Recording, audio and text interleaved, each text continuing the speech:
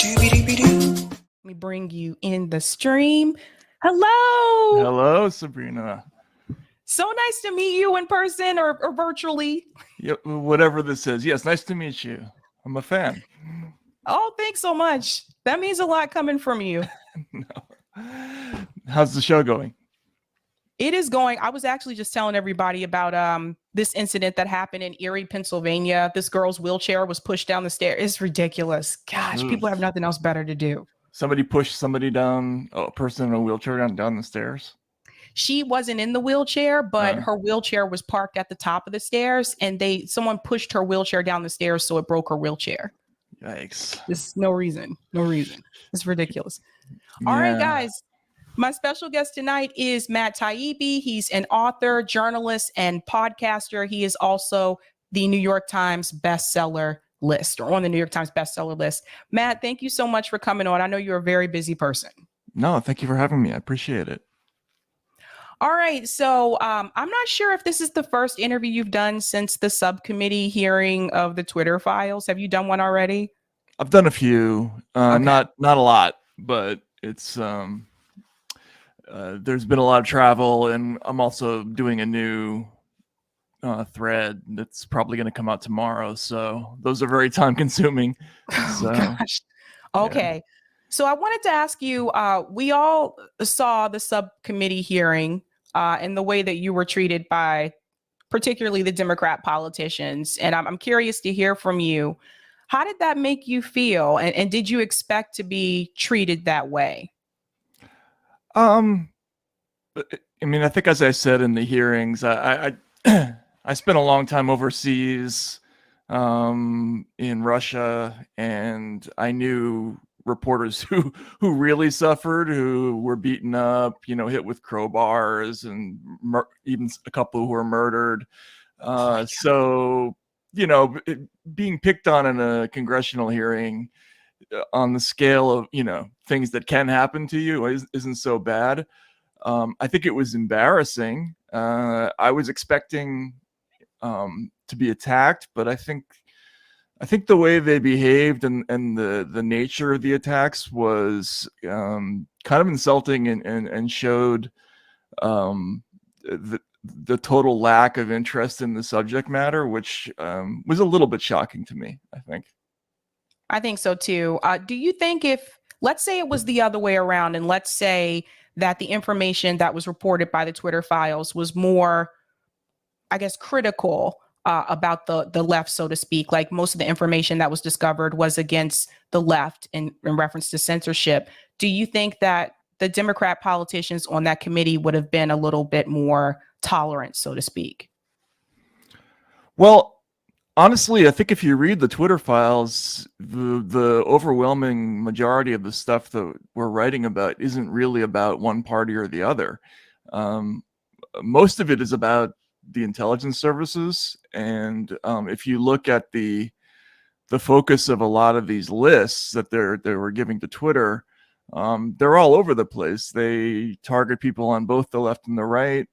One person that I talked to described it as counterterrorism to counterpopulism. So it's really very dependent upon what country you're looking at. In the United States, they're more worried about Trump supporters because the populist right is more of a threat, I think, to the authorities. But in Europe, Africa, South America, these groups the anti-disinformation groups are looking more at the left. So I do find the lack of interest in this a little bit puzzling on the part of the Democrats because, well, I guess really not, because it's the real left that's being targeted, right? Not the Democratic Party left. So yeah, I don't know. I mean, obviously if there were emails about Donald Trump behaving badly, that probably even a couple of those that would dominate the story, I think. That's right. This is a big part of partisan politics. So there was a congresswoman, I believe she's actually a delegate. From what I understand, she can't really vote, so to speak, Congresswoman Plaskett. And she continued to ask you, who gave you access to these emails. I saw the video that Orf made. It was really funny. But can you explain to people, I know you did explain to them that you cannot reveal, the identity of your source. Can you explain to everyone why that is incredibly important, why you can't reveal that type of information, just as a journalist in particular? Yeah, I mean, it's a little bit embarrassing because this isn't one of those situations where you have a source who's like at the front lines of a war, whose life is at stake. It's not exactly a Sherlock Holmes mystery what's going on with this story.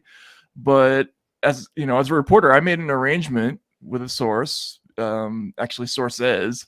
The attribution for the Twitter files stories is sources at Twitter. And it's not my arrangement to break. This is just sort of basic journalistic ethics 101. If I wanted to break it, I'd have to call the people in the middle of the hearing and say, can I do this?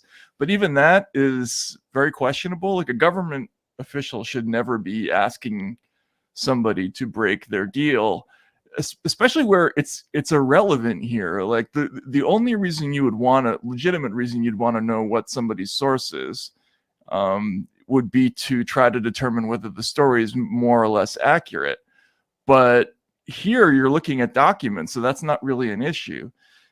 I think honestly, people like Delegate Plaskett and Sylvia Garcia, the congresswoman from Texas, I think they just don't know that it's not cool to go there with a reporter. I mean, if I were to answer that question, it would be setting a very bad precedent for other reporters.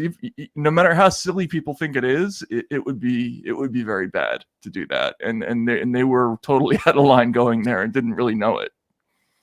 Were you surprised that it appears that some of them actually didn't do their research? For example, I know Congresswoman Plaskett said so-called journalist. Garcia obviously didn't know what Substack was. Like, it was kind of revealing to me. I was like, did they do any research to prep for this hearing? Was that surprising to you? A little bit. I mean, I've covered Congress enough to know kind of how this works. The members of Congress have a tough job. Most of the time they're flying in for really 3 days a week. They come in on Tuesday, they leave on Thursday, and they go from hearing to hearing. And aides hand them cheat sheets, and they don't really have time to read all the material most of the time. So in some cases that's more important than others. But actually, this is sort of an interesting question, because one of the reasons that Twitter, Facebook, and Google they were originally dragged to the Hill in 2017, and the Senate Select Intelligence Committee had to invite all these outside experts like New Knowledge and Graphica and Johns Hopkins in, is because the members didn't know how to talk to tech people. They didn't understand how tech worked. They didn't know what a post was or how things went viral. So they had to hire experts to tell them about this. But they were the same people that they were interviewing in these hearings, which made it kind of a feedback loop. And that's kind of what you saw on display in this hearing. Like, Congresswoman Garcia is asking me, she seemed not to understand that Twitter was something that you just post to. Like, she thought it was like an editorial office that I had to send copy to.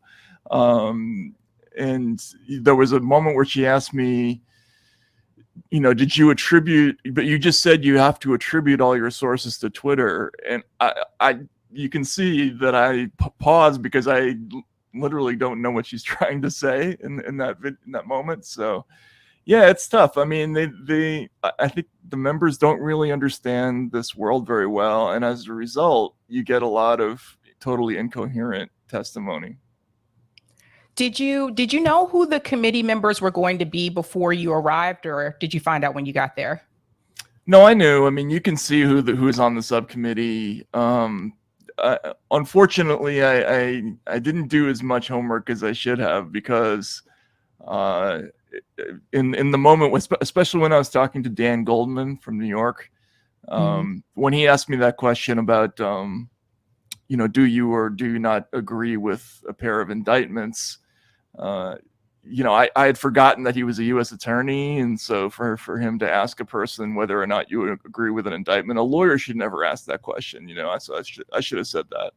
But I mean, I didn't know who was going to be on the committee. Yeah.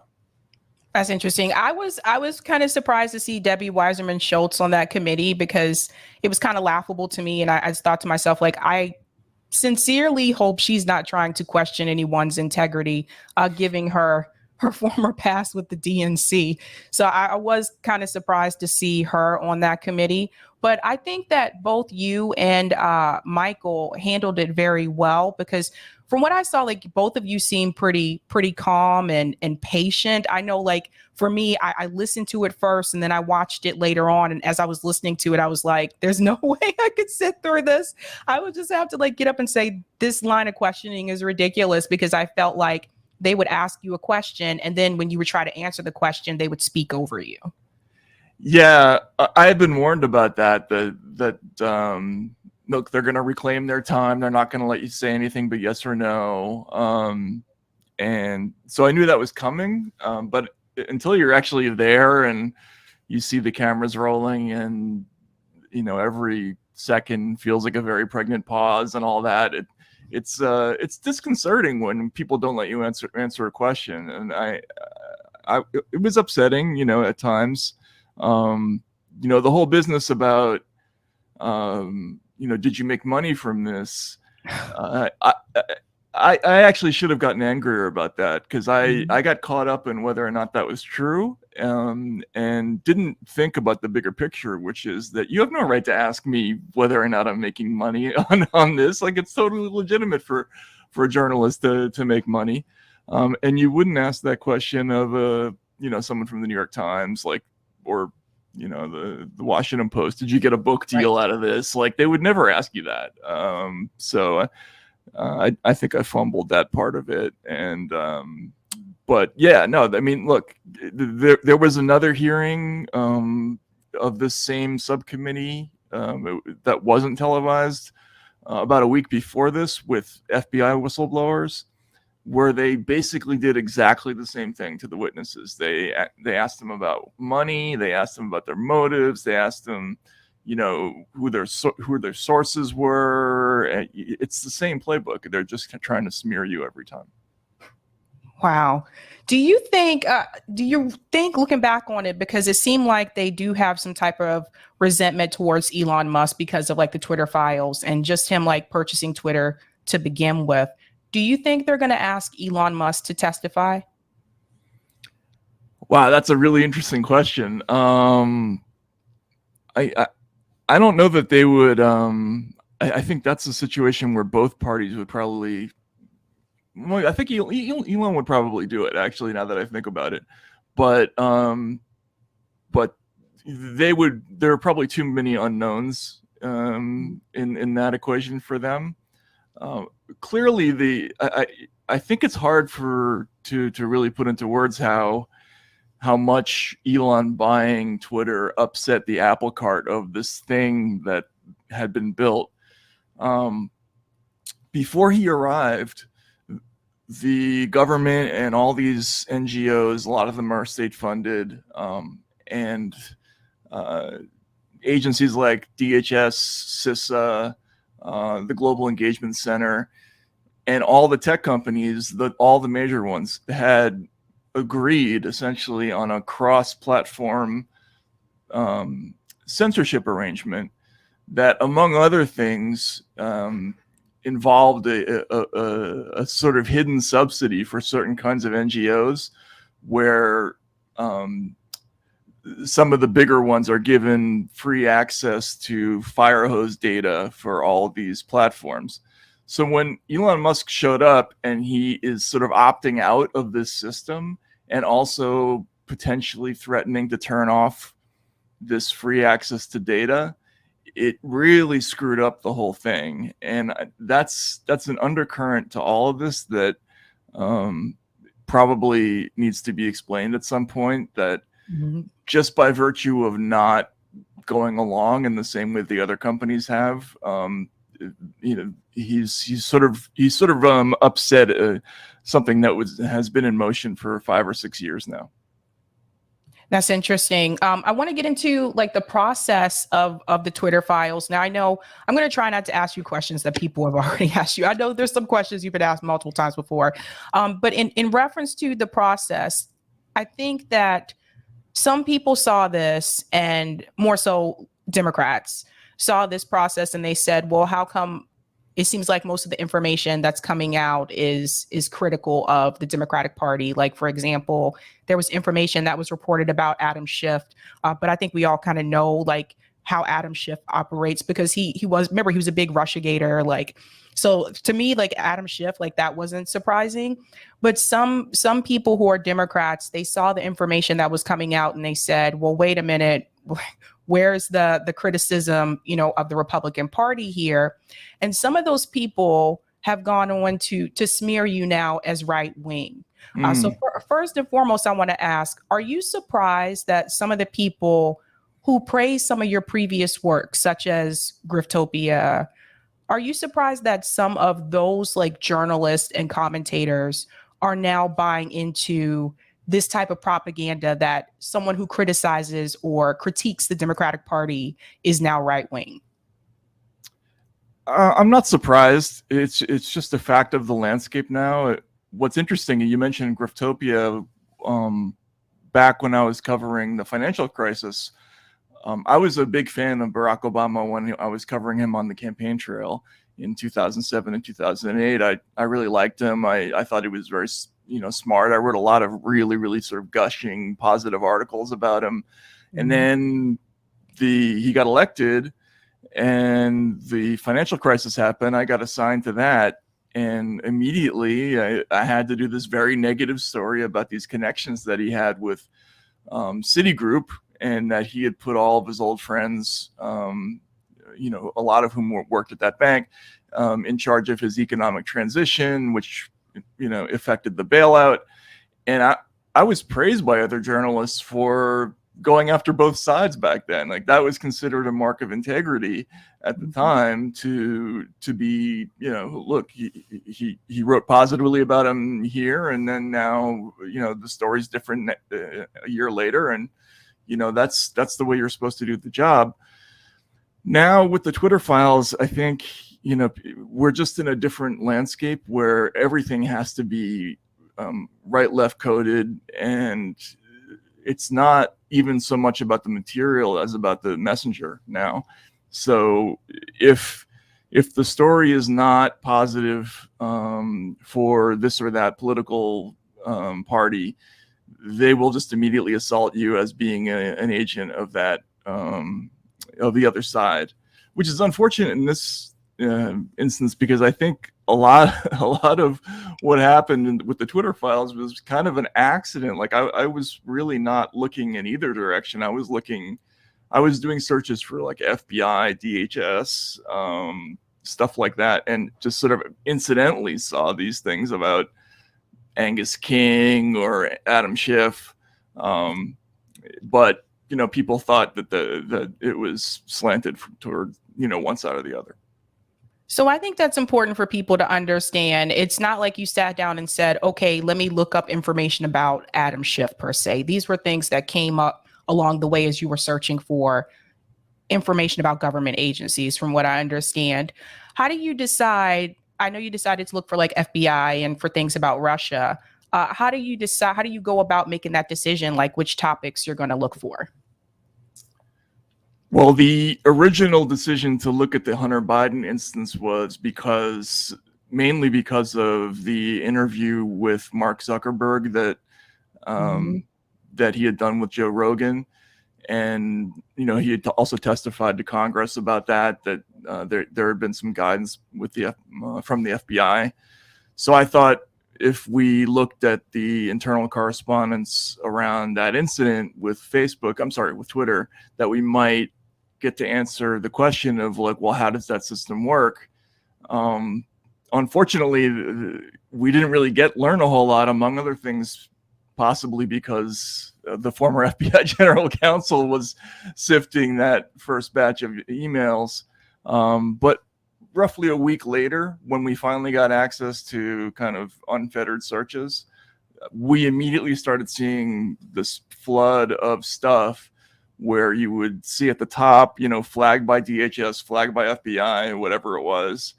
And then you see, names of agents or email addresses of certain people, and I immediately recognized, as a reporter does, that this is a big story, and that's what I wanted. So look, the criticism that I didn't, for instance, go look for the Bernie bro stuff or whatever else is legitimate. Like I made a conscious choice to go after something else because this is time consuming, and I thought that I would, I don't know how many bites at the apple I'm going to get. I want to do this one first before I look at anything else. But no, that's what I was doing. We all kind of felt the same way, though, by the way, in that room. Once we started seeing those emails, we didn't really look at much else after the shadow banning story. That was really it. We were all looking in the same direction. I think the Hunter Biden laptop story is incredibly important because it's not just about the censorship on Twitter. We all have to go back to when Glenn Greenwald decided to leave The Intercept. Remember what that was about. They wouldn't allow him to publish that story. The New York Post somehow was able to get it out there. It was on Twitter. And of course, there were agencies stepping in saying, suppress this story or censor this story. And the reason why I bring up that particular story is because I look back and I wonder if that would have had an impact on voters. And I'm curious to see what you think about that. If the American voters knew about this information before the 2020 election, do you think that would have swayed them in any way, shape, or form? Maybe. I mean, it's hard to quantify, but it's certainly a dramatic difference in two different elections, right? Because you had then you had a leak that involved true information in 2016, and that was damaging. I mean, I don't know how you quantify it, but certainly I think it probably did some damage, especially with Bernie voters. I was a Bernie voter, and I remember reading that stuff, and I still voted for Hillary that year, but I didn't feel good about it. And I think the Hunter Biden laptop story, if it had been followed up on the way normally it would have been maybe 20 years ago, where like a whole cavalry of reporters descended on the different aspects of it and reported out, interviews with Tony Bobulinski and that sort of thing, it might have had an impact on the election. It's hard to say, but certainly stepping in and blocking that story, the two of the biggest media distributors in the country, stopping the story, is a historically significant moment. And it's been depressing to see other reporters not see that, because they're focused on the left-right aspect of it. In reference to Joe Biden, have you seen anything so far? I'm not sure if you've searched for this yet, but have you seen anything so far in reference to censorship or suppression of Tara Reade's story involving Joe Biden? And I asked that question because I have noticed if I go onto YouTube and I search for Tara Reade's channel, she has a YouTube channel, and she's also on Rumble.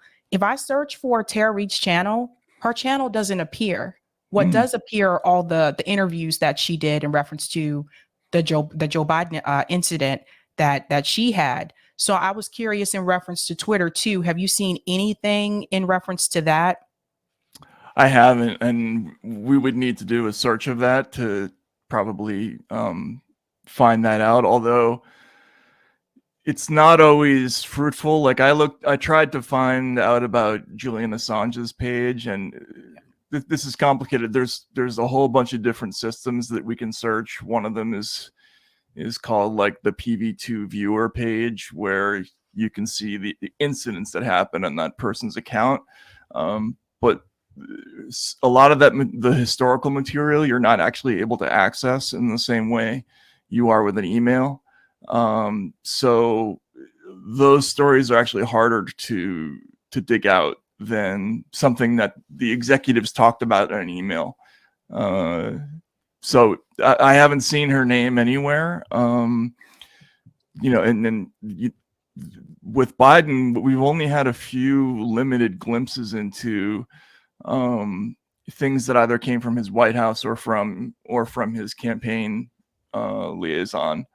We have seen a bunch of things involving, asking them to remove like parody accounts that pick on Biden and stuff like that. But apart from that, no. In reference to foreign policy, so this is a big one for us.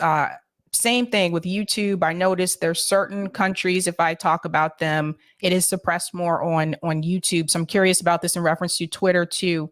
Have you seen any type of censorship in reference to Palestine, Yemen, or Syria? Palestine, Yemen, or Syria? Syria, I think so. So to clarify one thing, like the government is very focused on China, Russia, and Iran as what they call foreign malign threat actors. So whenever you see lists of accounts that they want to get rid of, they're usually asserting that it's either Iranian disinformation or Russian disinformation or Chinese disinformation. But I have seen some Syrian accounts that they claimed were Russian disinformation.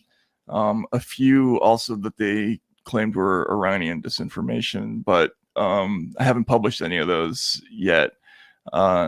Obviously, Palestine, it's always like the canary in the coal mine for new content moderation techniques. And I'd probably need to go back further in history, to 2014, 2015 to find it, because a lot of the probably 99% of the moderation on Twitter is done by algorithm.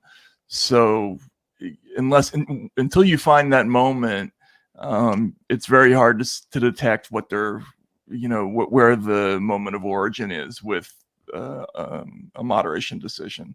And that was probably a long time ago. Okay. To add on to the Russia piece, for those who are not aware, and I know some of you watching are not on Twitter at all, I totally understand. But happy people. No, a while back, they decided to make this switch on Twitter where some of the people that I know that were hosts for RT had their own RT shows. All of a sudden, one day they woke up and Twitter put this tag underneath their name that says Russian affiliated, like content. And I don't know if they're being suppressed as well, but it does send like a flag to people. For instance, if they do tweet about something in reference to like Russia and Ukraine, the average viewer who's not as well versed in foreign policy and mainly just pays attention to mainstream media references about Russia and Ukraine, it's like automatically a switch goes off and they say, oh, that's a Russian affiliated account, so I shouldn't believe anything that they say. Do you know if there is like suppression or censorship of those accounts? There definitely is, yeah. And I've seen and I've published a couple of the lists that the Foreign Influence Task Force, which is it's a joint group headed by the FBI, the DHS, and the Office of the Director of National Intelligence. They're responsible for funneling these big lists of names to the platforms, and some of them contain names of current and former, RT affiliated people. There's a woman named Rachel Blevins whose name I saw on one of those lists recently.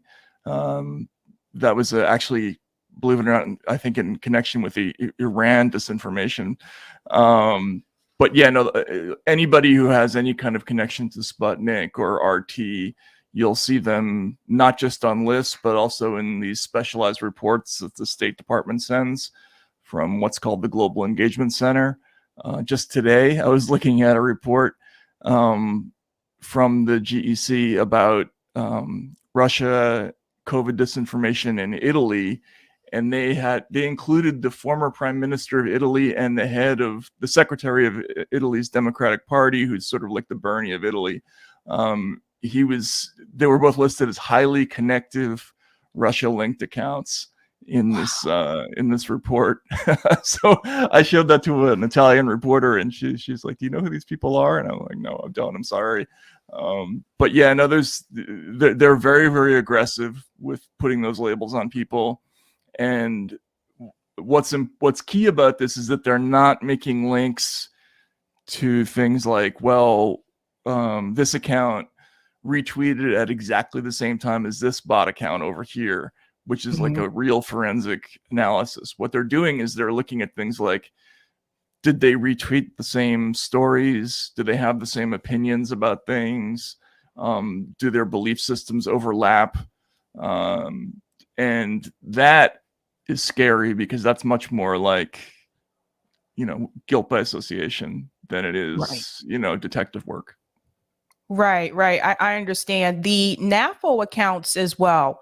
They're another one. Like, at first I thought these were just like bots, but then people explained to me like, no, those are actual people. And it usually says that they're in Langley, Virginia. But they heavily like attack people on Twitter, even for people who are just saying like there should be peace between Russia and Ukraine. They attack those people too. And it just seems like they are very effective of getting other accounts removed, but the NAFO accounts aren't removed. Do you know if have you heard anything about that in reference to, is there going to be something done about that? Because I know like other people have tagged Elon before, and they've said these accounts are like going after people and they're just getting people taken down, but they're not being removed. No, I don't know anything about that, and I really, really want to. That's one of the big frustrations for me about the Twitter files. Is I would really love to get to the bottom of domestic fake accounts. Starting with the anti-Bernie bro accounts. I remember in 2016. There was this moment in time where you woke up one morning and it felt like half the people on Twitter were fake. And it's like, it's been that way ever since. The NAFO accounts are a great example. Yes, we know a little bit about fake accounts abroad, right? Like Li Fong did a thread about how the Pentagon creates fake accounts in foreign languages. Yeah. For unbelievable reasons, like if we drone some village, if we want the locals to read that not that many kids were killed and stuff like that, so we create fake accounts to do that. But the issue of fake accounts here in the States, we know what happens, but I haven't been able to find the key to unraveling that story yet, and I don't really know why. That's been tough to figure out.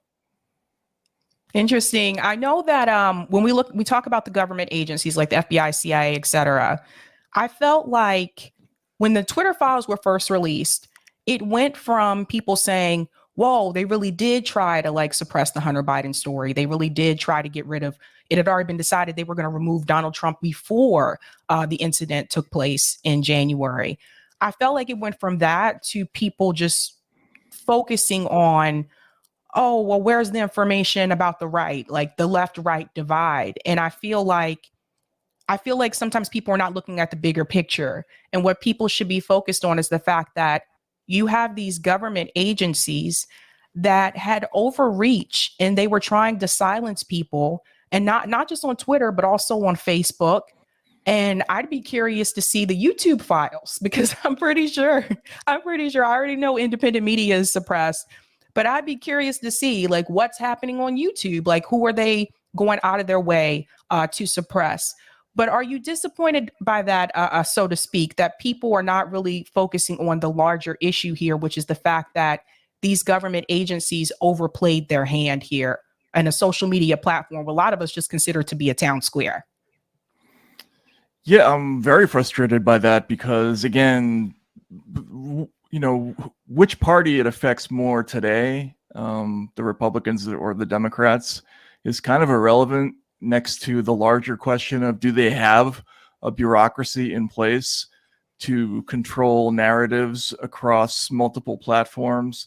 And they do. Like, we're the next thread we're going to put out is about this system that they created to respond to COVID, which created a single digitized ticketing system for 7 major platforms.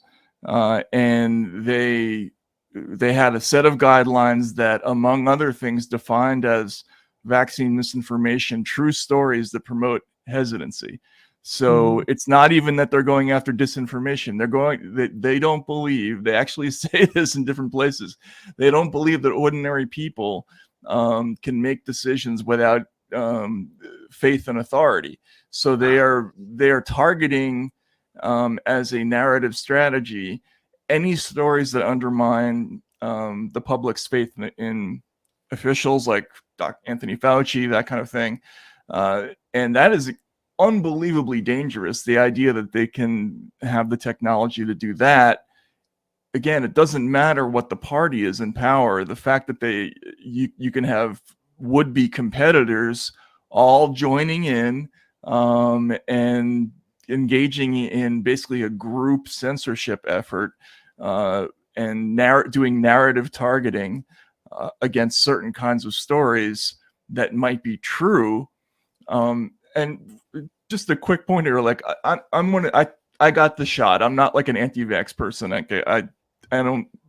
One of the reasons I wasn't interested in the vaccine story from the beginning is because I just don't know a whole lot about it. I don't get spun up about it. But the fact that they are actively suppressing true stories about, for instance, somebody who dies after they get the shot. So that happens. Somebody will have an adverse reaction. They'll get a blood disorder or have a heart attack or myocarditis or whatever, and the family member will go on Facebook, and then it will become a local news story. And these people want to edit that out because they think that people can't be mature enough to handle it. Now that's wrong on so many levels. I can't even count where to start with that, because what happens if there is really a problem with these vaccines, and you're suppressing that, and now you have fewer people investigating it. Yep. People aren't getting to make informed decisions.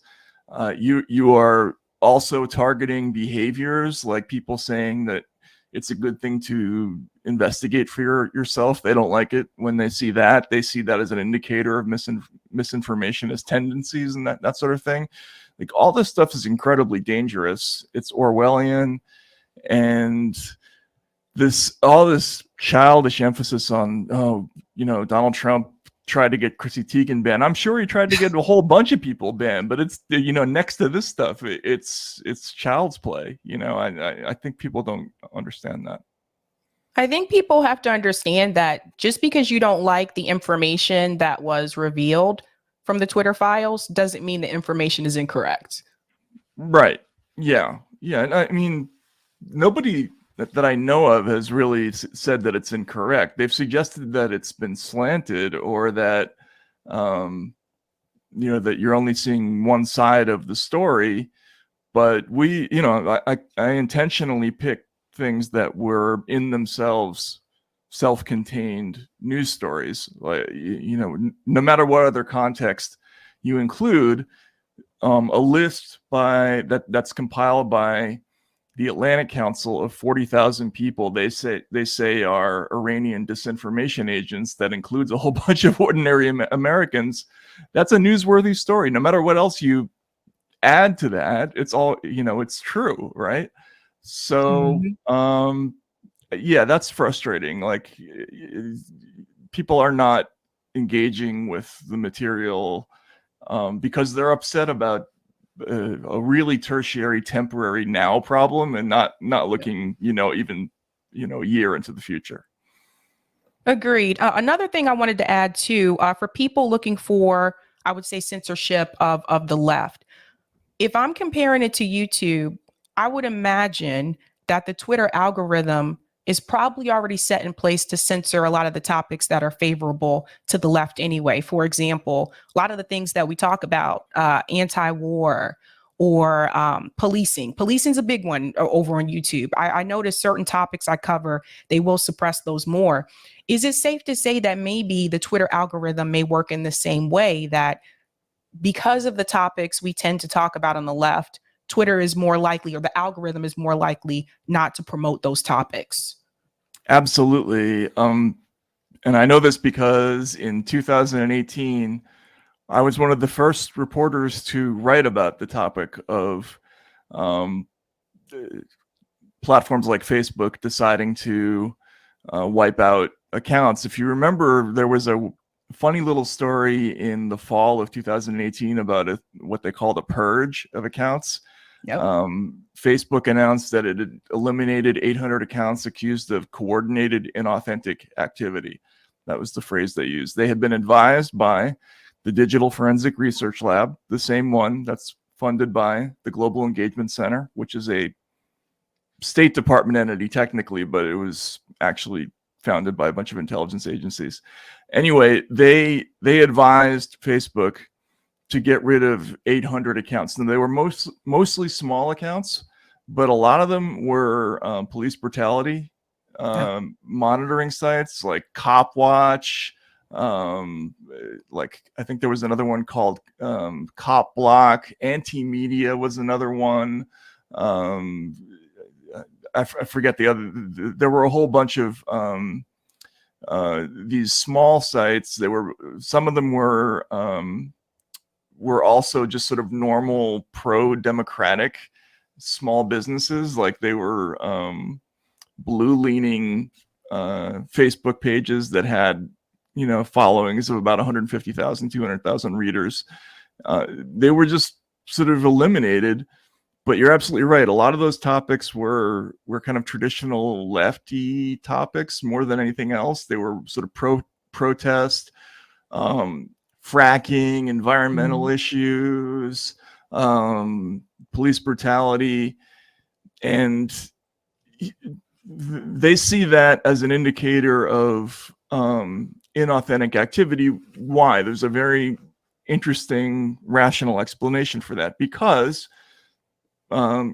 channels like RT naturally gravitate towards any subjects that make America look bad. So what do? They highlight stories of police brutality, banking corruption, environmental disasters, things that the left, income inequality, that's another really big one. So a lot of the early targets of this stuff were these kind of small sites that were concerned with niche issues that had been retweeted on RT.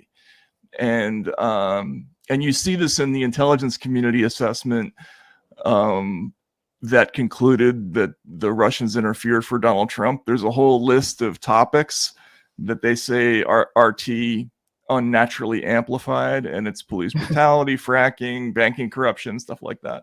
So yes, I'm sorry, it's a long-winded answer, but yeah, a lot of that stuff is probably algorithmically dealt with, and if with enough time, we'll find it.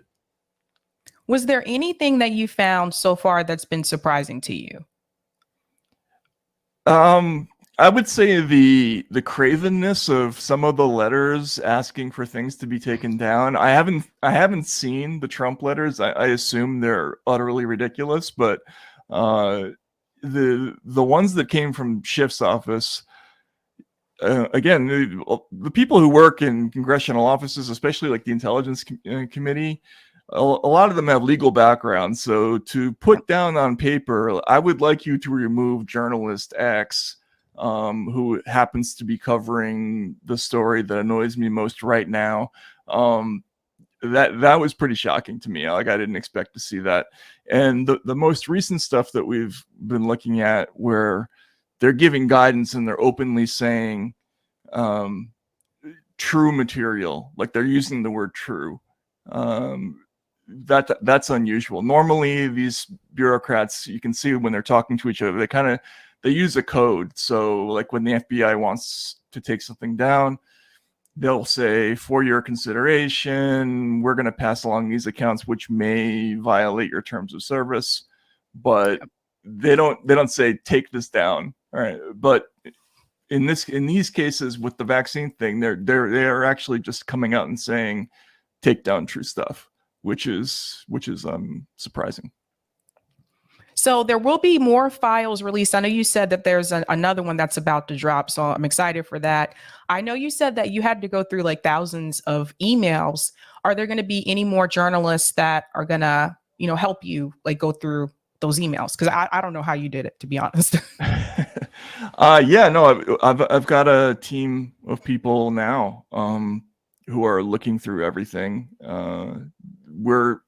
We're going to be releasing a report probably in a couple of weeks that is going to give people a sort of a starting, like a starter's guide to all the censorship programs, including the public agencies and the private NGOs and where they're getting their money. So we're gonna try to map that out. That's what I hired a team to do, and also those people are all scanning the Twitter files that we have for any other stories that we might have missed. But they're mostly in the same universe. Like, it's the more we look, the more we're finding the same themes over and over again, which is about increased coordination between all of these different NGOs, and more money being thrown into this area. Like, this is a major new area of defense contracting or intelligence contracting, in the same way that like counterterrorism was in the early 2000s. So that's what we're seeing a lot of in these letters, is like this new sort of gold rush full of would-be experts who are trying to cash in on this whole thing. How far back, or if you're allowed to say, how far back can you go, Matt? I don't even know. I haven't tried. I mean, the earliest searches that I did were 2016 and 2017, and I was looking for something specific back then. And so okay. I don't know. We haven't tried to go earlier. If we get the chance, we will. I don't know how. I honestly don't know how this is affecting the company and how much of a tolerance they have for this to continue. So, but if they let us keep doing it, we're going to keep doing it. Someone mentioned in the chat, Aaron, is Aaron Mate helping you too? He is. Yeah. He's, let's just say there's a piece of the files that goes directly to an issue, a Russiagate issue that he's been very interested in for years. And so, we wanted, I wanted to give him the opportunity to dig into that some. I think it should be a really good story when he's done. How do you feel about free speech overall? I mean, like the past year and a half, it seems like the Democratic Party seems to be more pro-censorship, and the Republican Party is giving people the impression that they're pro-free speech. Although I think this is just a partisan thing right now. Like right now, the president is a Democrat. It could change if the president becomes a Republican. Do you feel like the Democratic Party has started to walk away from free speech? I do. I'm depressed by that. I think it's tied to another phenomenon that's been kind of underreported, which is the change in the demographics of the Democratic Party. If you look at the 50 richest congressional districts, I think 41 of them are Democrats now. That number would have been more like 60-40 in the other direction in the early 90s. So the Democrats have become kind of the party of wealthier, urban, coastal voters. And I think you're right that the Republicans are being totally opportunistic about the speech issue. However, I'm not so sure that their voters are, because actual like working class people have always traditionally in the past been more insistent on their speech rights and more vocal about it than people in the upper class who believe that they maybe should be a vanguard for the rest of society. So, the Trump voters who are bellowing about elites who are trying to censor their speech, that does make a little bit of political sense to me.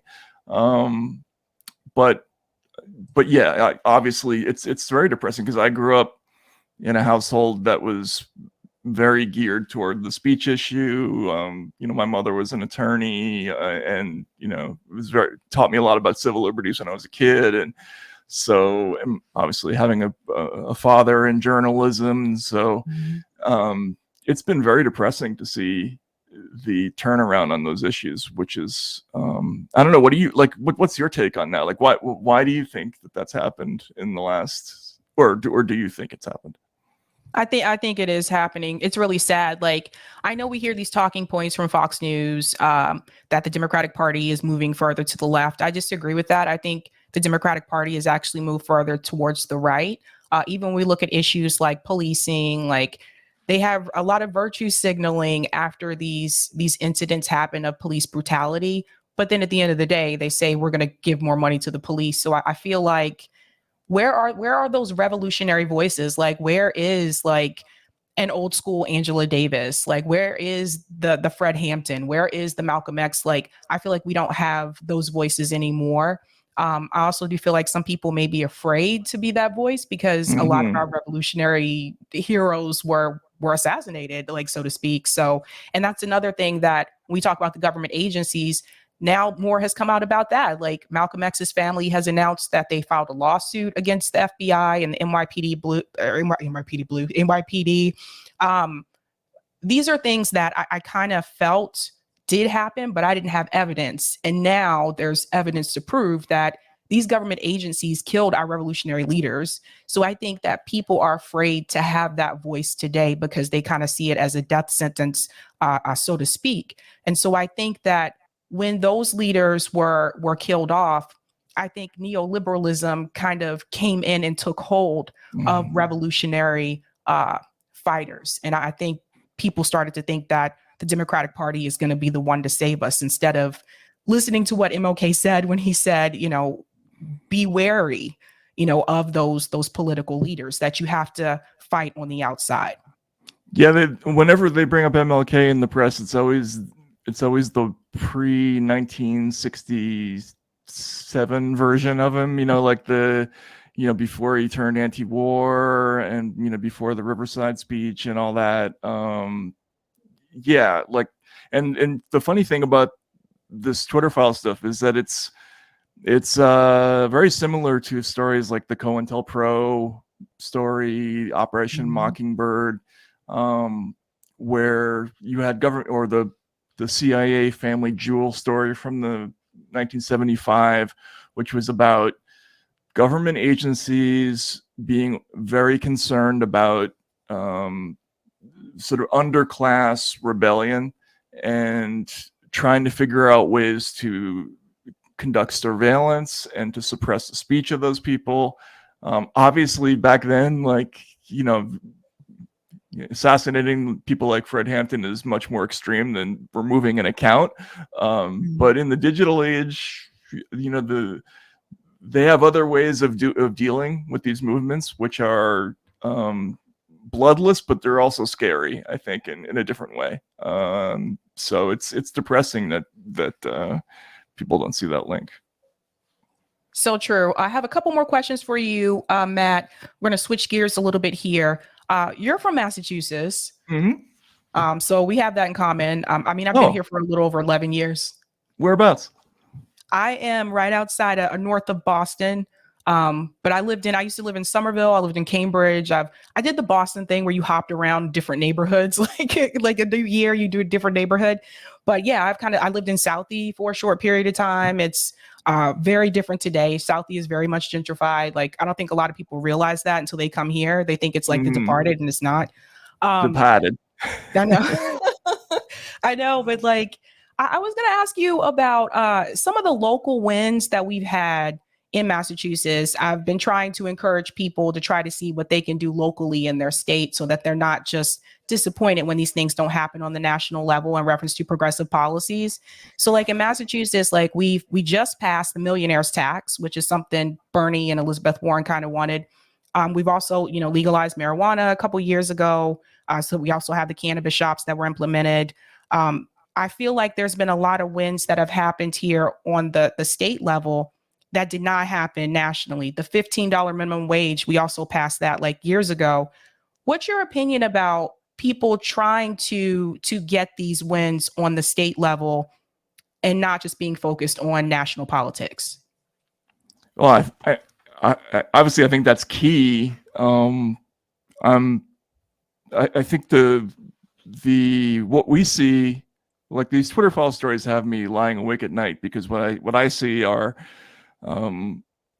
sort of hyper empowered federal politicians who are trying to consolidate as much decision-making authority into their own hands as quickly as they can. So having politically active local populations enact local ordinances that make it tough for federal agencies to do that is important. But the problem is that people are very focused on the national, politics in the national level. It's kind of, I feel kind of the same way I do about like local journalism.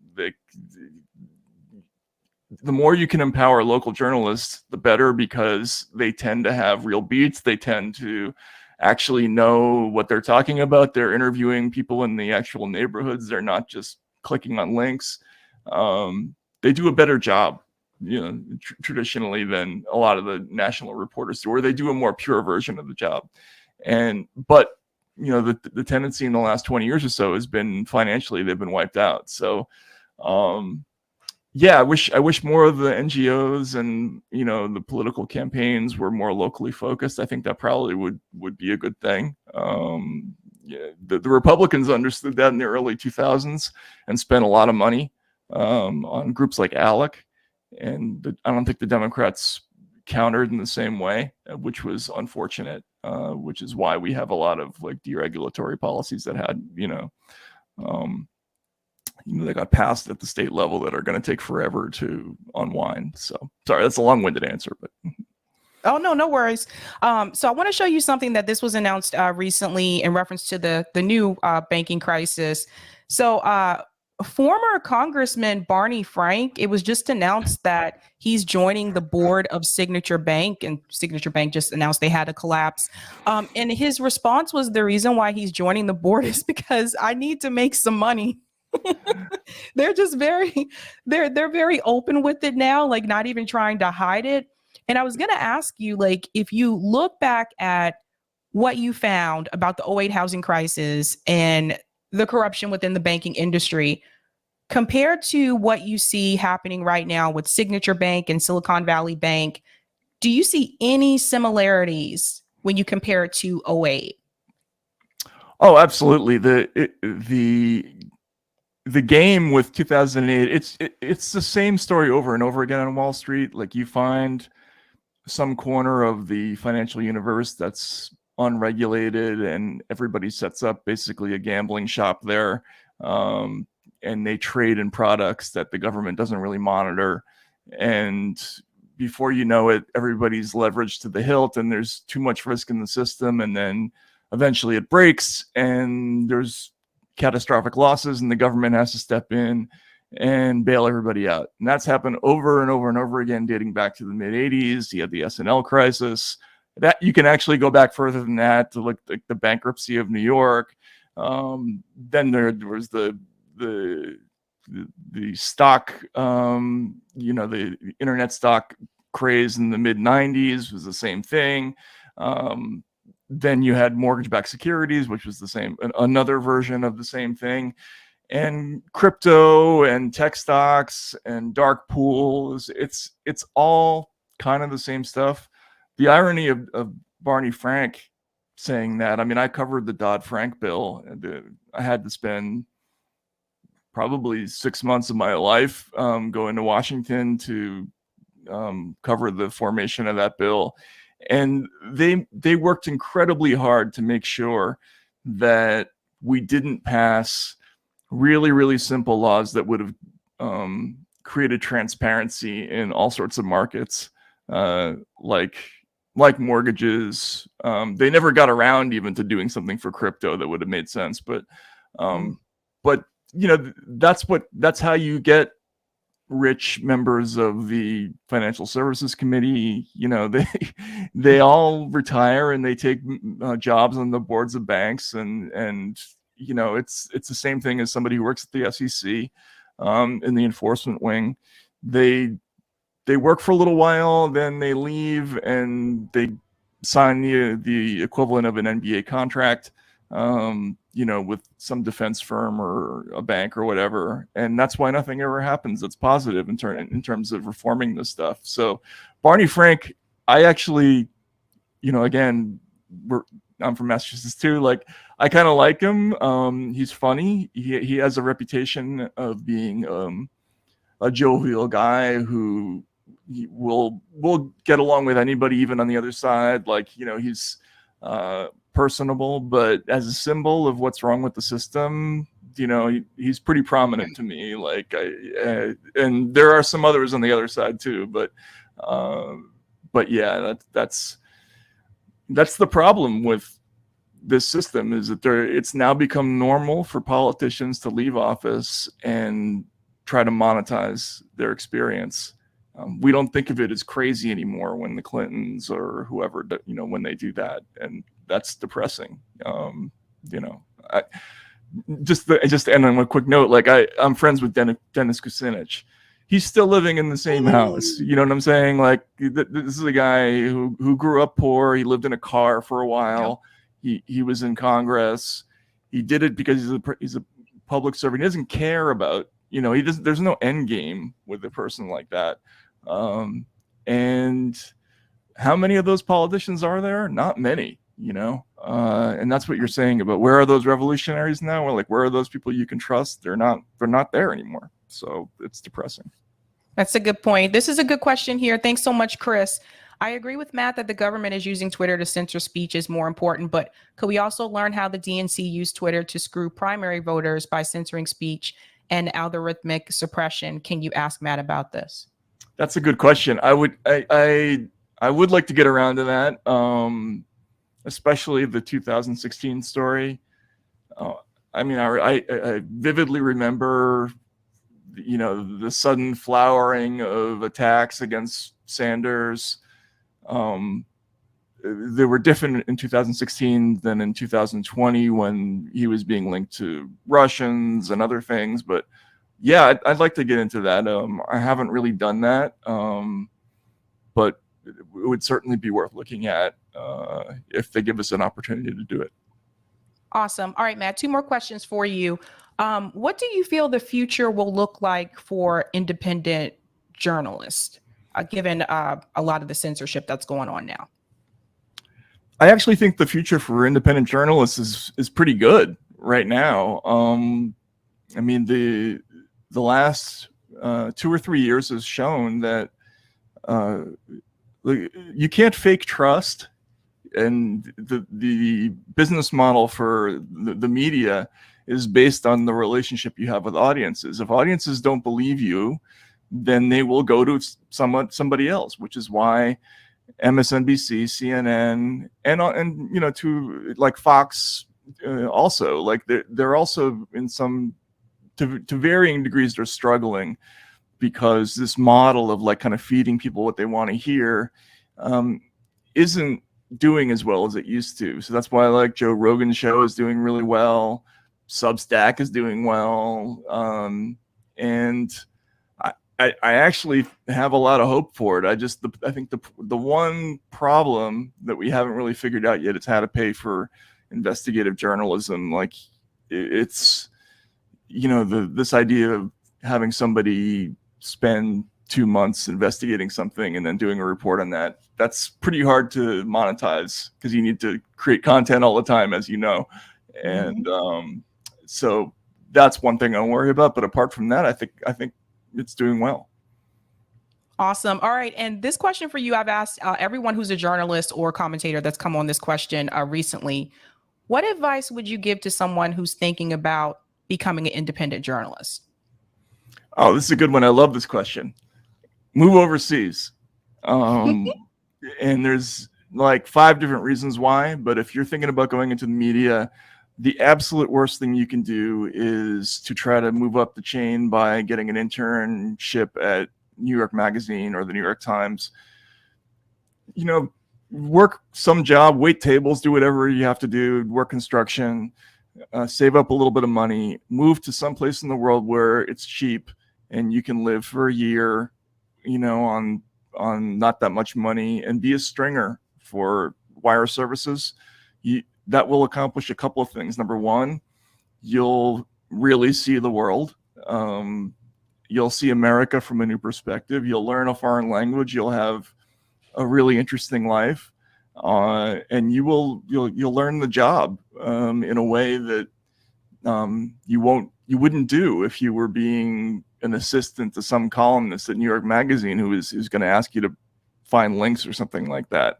You know, you go work in Venezuela, you're going to learn about the oil business. You're going to learn all kinds of things that are terrifying and real, and that's what the job is about. It's also more fun, and you know, you won't have to worry about all kinds of things that you have to worry about in the States. So that's the one question I think I know the answer to. So awesome. Well, Matt, thank you so much for coming on. Really quick before you go, who gave you access to those emails? Just kidding. I'm silly, Matt. I'm silly. No, that's cool. That's cool. I mean, again, it's not really a Scooby-Doo mystery, but you know how it is. But awesome. But thanks for having me on. Appreciate it. Mm-hmm. Thank you. Mm-hmm. All right, take care now. Bye. Thanks to your audience. Bye. All right, guys. I'm going to go to some of the comments and then we'll move on to news stories. I hope you learned a little bit more there. I really tried not to I didn't want to ask questions that he's been asked already a couple times, like in other interviews. So I try to ask some different things there. Let me go to some of the comments here and then we will go to the next story. Start at the top here. Shout out to Sandy M for becoming a member. Thank you so much. We give you a big whoop whoop. Joe says, I followed Matt since after Occupy Wall Street, and he has not wavered once. He's a strong ally to the First Amendment, freedom of press, as well as speech. Free the media. Thank you so much, Joe. JB says, I wish we had a YouTube files. Me too. Me too. Hey, new projects. Thank you so much for the super chat, Landrew. Thank you, Sabby and Matt. This isn't about politics. It's about truth. Thank you for hard work, Matt. Subscribe to Matt's Substack as I do. Well said. Thank you so much, Landrew. Thank you, Fick. Assange was trapped by Obama, indicted by Trump, and continued under Biden. Both parties hate free speech. That's a good point. Thank you for that. Thank you, Chris. Maybe bringing in someone to work on Twitter files whose main project could be exposing DNC like Bree or someone else. That's a good point. Well, it's interesting. It's good to hear that Aaron's going to be helping him too. I think that'll be awesome.